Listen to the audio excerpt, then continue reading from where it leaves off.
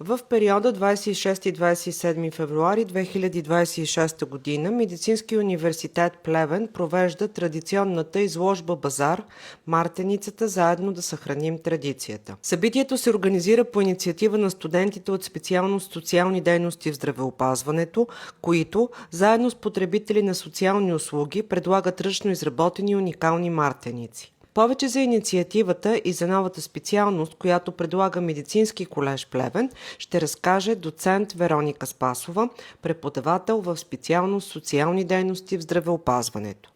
В благотворителния базар изложба тази година се включват и услугите Център за социална рехабилитация и интеграция на деца с увреждания, Дневен център за пълнолетни лица с увреждания и Център за социална рехабилитация и интеграция.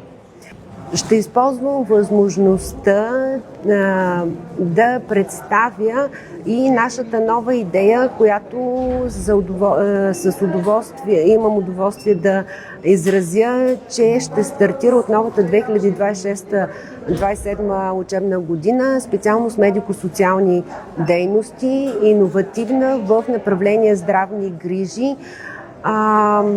В медицински колеж, редовно обучение, тригодишен курс с придобиване на образователно-квалификационна степен, професионален бакалавър.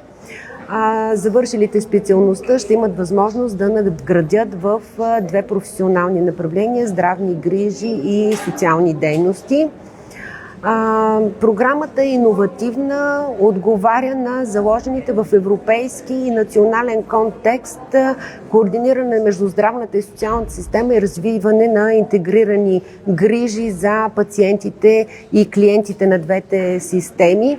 Така че специалистите по медико-социални дейности ще бъдат мостът между двете специалности и ще бъдат новото поколение специалисти в направление здравни грижи.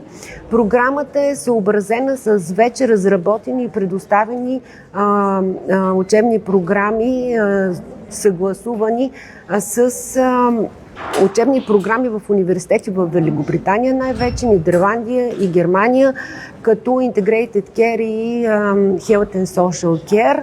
Така че, който проявява желание да бъде професионалист, да работи с хора и за хора, да е полезен за другите, нека заповяда при нас.